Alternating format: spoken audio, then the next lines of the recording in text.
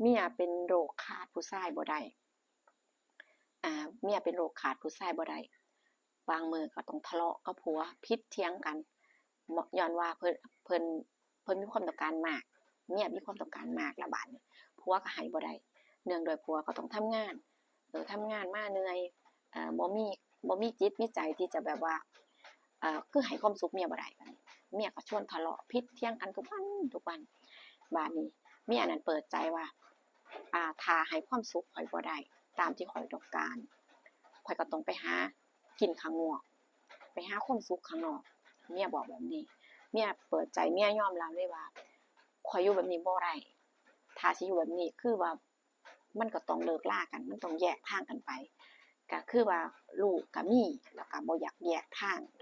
ก็อยากอยู่ดูแลลูกอยากอยู่เบิ่งลูกเลี้ยงลูกนั่นนะ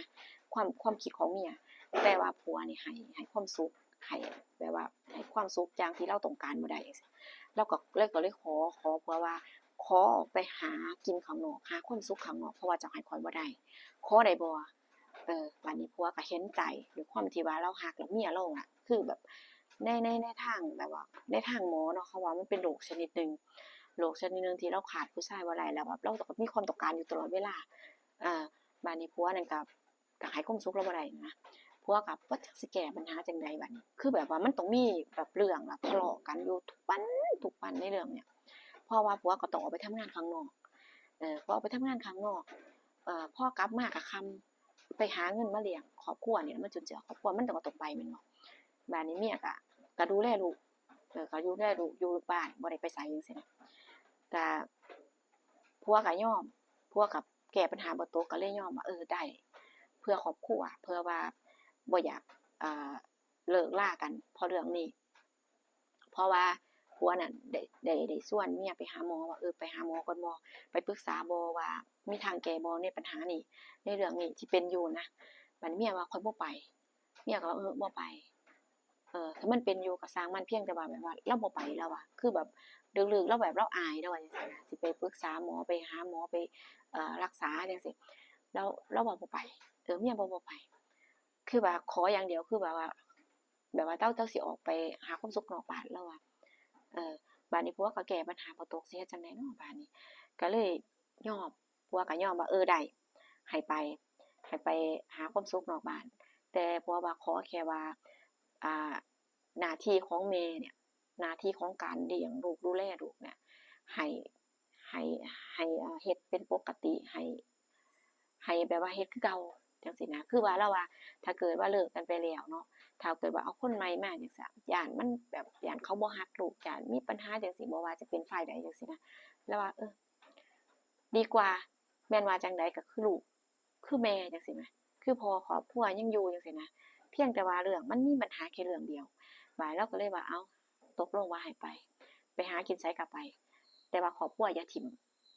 อย่าถิ้มลูกว่าซั้นเถาะเพราะว่าโตเราก็ว่ามันเป็นเรื่องที่แบบปัญหาแบบมันแก้บ่ตกอะเนาะคันชวนเมียไปรักษาเมียก็บ่ไปนะมันก็เลยแบบจักสิเฮ็ดจั่งใดแล้วว่าบัดนี้ก็ปล่อยให้เมียไปปล่อยให้เมียไปเลาก็ไป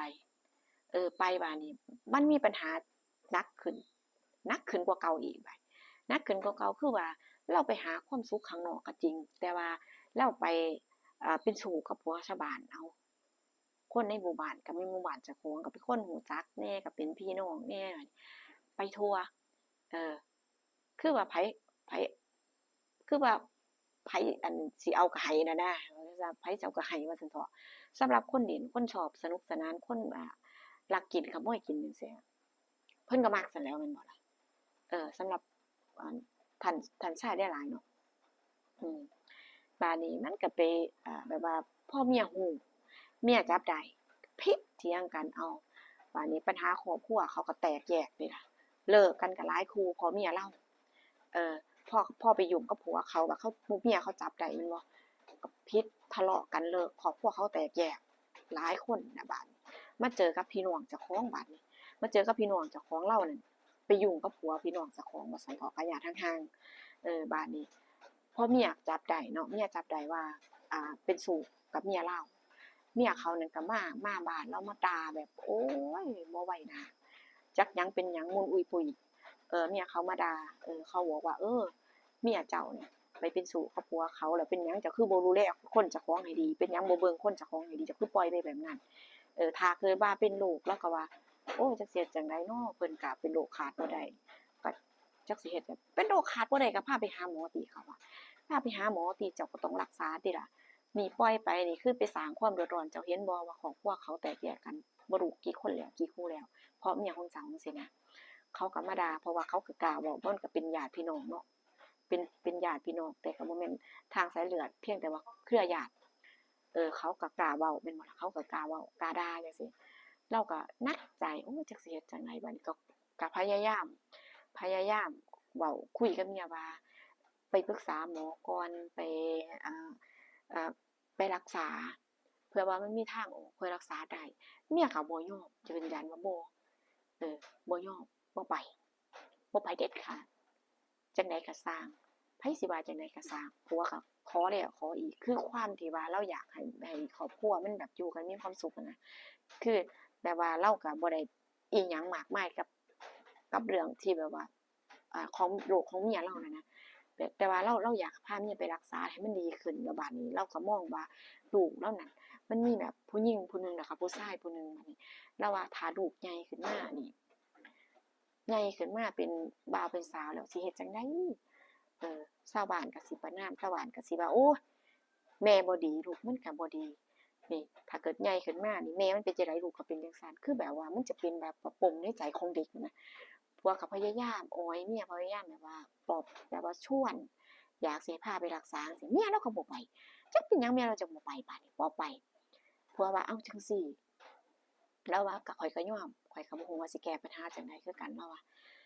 คันสิบังคับเออบังคับเอาไปมันก็คือสิโพดแรงแท้แบบด้วยความแบบว่าความแบบว่าใจเมียเราบ่ยินยอมเนาะแม่นเอาไปมันก็คงจะรักษาบ่ได้เพราะว่าต้องกินยาต้องอิหยังแม่นบ่ถ้าเกิดคนบ่อยากรักษานี่มันสิรักษาบ่ได้อีกบัดนี้เราก็เลยขอว่าเอ้าคันเจ้าบ่ไปข้อยขอซะว่าให้เจ้านั้นไปหากินไกลๆแหน่แล้วว่าอย่าหากินในบ้านอันหนึ่งมาคนในบ้านนี่ก็มีแต่คนรู้จักพี่น้องก็มีบัดนี้ล่าสุดนี่เจ้าเป็นเรื่องเป็นราวกับพี่น้องเจ้าของเอออยากให้เจ้าไปหากินไกลๆไปหาความสุขไกลบ้านไปบ้านอื่นจังซี่ที่เขาบ่รู้จักเจ้าที่เขาบ่คุ้นเคยกับเจ้าจังซี่นะแล้วว่าต่อไปภายภาคหน้ามันสิแนมหน้ากันบ่ติดไผเนาะสิมาเอ่อเวลาลำบากไผสิอยากช่วยเหลือเราว่าจะทำตัวแบบนี้เราว่าแล้วอีกอย่างเราว่าพ่อลูกใหญ่ขึ้นมาลูกสิเฮ็ดจังไดเอ่อไปไสคนก็สิเว้าคนไปไสคนก็สิว่าคนก็สิไปประณามที่ว่าลูกไม้มันบ่หล่นไกลต้นดอกแม่เป็นจังไดลูกก็สิเป็นจังซั่นโดยเฉพาะคือเรากังวลแรงคือลูกสาวเราเนาะผู้หญิงมันก็บ่ทันใหญ่เดะเด็กวัยบ่ทันใหญ่เนี่ยนะบัดนี้ผู้ชายก็ในระดับหนึ่งนั่นนะแต่ว่าถ้าเกิดว่ามันเป็นจังซี่ตลอดไปบัดนี้ถ้าเกิดว่าชาวบ้านเขาบ่พอใจแม่นบ่พอเด็กน้อยมันโตแล้วเนาะคนนั้นเว้าคนนี้เว้าว่าแม่มันเป็นจังซี่แม่โตเป็นจังซี่แม่โตประพฤติตัวบ่ดีเป็นชู้แบบว่ามั่วกับคนอื่นจังซี่เนาะคือแบบเด็กมันสิรู้สึกจังไดอะนะเพราะว่าเราคิดเนาะโอ๊ยน่าเห็นใจเราน่าเห็นใจเราแรงสงสารที่สุดคือสงสารลูกเพราะว่าถ้าวันหนึ่งพอเขาโตเติบใหญ่เป็นสาวแล้วเป็นหนุ่มสาวแล้วคือเขาจะได้มาฟังเรื่องราวของแม่อดีตว่าแม่นี่เป็นคนแบบใดแล้วก็อีกคนก็คือผัวต้องแบบทนอับอายกับเรื่องของเมียจังซี่นะแถมยังมีคนมาซี้หน้าด่าว่านี่เมียเจ้าแบบนี้ทำตัวคือแบบความรู้สึกจริงอยู่แล้วส่วนหนึ่งเรารับได้แต่ว่าถ้าเกิดมีคนมาแบบว่ามาซ้ำเติมอะนะมาซ้ำเติมมาเว้าเนี่ยมันก็แบบมันก็เป็นแผลเดะมันก็เป็นแผลมันรู้สึกแย่ในคนแม่นบ่คนเฮาหัวใจคนเฮาเนาะน่าสงสารนะเบิ่งแล้วก็น่าสงสารแต่ถ้าเกิดว่าเมียเรายอมไปรักษานี่มันก็คงจะดีเนาะถ้าเกิดว่าหมอเขารักษาได้นะครอบครัวก็จะดีขึ้นแล้วก็ลูกน่ะแบบว่าลูกเนาะเขาก็จะบ่ต้องแบบไปเจอแบบขี้ปากคนแบบแย่ๆจังซี้นะความรู้สึกแย่ๆมันจะเป็นปมในใจเดะทำให้เด็กแบบเสียคนได้เดะนั่นล่ะแล้วก็อยู่แบบหมู่บ้านเจ้าของแบบคนรู้จักหลายบัดนี้ผู้นั้นก็เว้าผู้นี้ก็เว้าแม่นบ่ปากคนนั่นล่ะ10 ปีก็บ่ลืมจมอยู่จังซั่นเว้าอยู่จังซั่นเอามาเล่าอยู่เรื่องเก่ามาเล่าใหม่น่ะนะนั่นแหละคือคน นี่ล่ะทุกคนปัญหาครอบครัวของแต่ละคนนี่บางครั้งนี่ก็เกิดจากฝ่ายหญิงบางครั้งก็เกิดจากฝ่ายชายคือมันปัญหาครอบครัวมันเป็นปัญหาโลกแตกปัญหาที่แบบทุกคนต้องเจออะก็บ่ทุกครอบครัวแต่ว่ามันมีอะมันต้องมีอะบ่ยิ่งเป็นก็ชายเป็นด้วยความตั้งใจหรือบ่ตั้งใจก็ตามคือมันต้องมีเรื่องแบบนี้เนาะอีกอย่างหนึ่งมันเป็นกิเลสในใจเจ้าของเราอะถ้าเกิดเราบ่มีกิเลสมันก็คงจะบ่เกิดเรื่องแบบนี้ขึ้นแม่นบ่เอามาเล่าสู่กันฟังเพื่อเป็นอุทาหรณ์คติเตือนใจหรือขอคิดก็ได้ให้มันเป็นหยังที่เกิดประโยชน์ขอบคุณทุกการรับชมขอบคุณกำลังใจจากเพื่อนๆจากพี่ๆอ้ายๆที่เข้ามารับชมเรื่องเล่าของผู้เด้อแล้วก็ขอบคุณ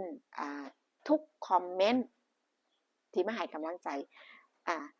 หลายๆคอมเมนต์ก็บางคนก็มาระบายเนาะถึงความรู้สึกแบบว่าเพิ่นเจอปัญหา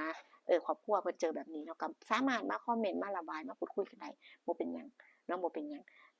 นั่นล่ะแล้วก็ฝากช่องจักนิดหนึ่งนะคะฝากกดไลค์กด Subscribe เป็นกำลังใจให้ช่องน้อยๆของพูนเด้อพี่น้องเด้อเจอกันคลิปหน้าสวัสดีค่ะ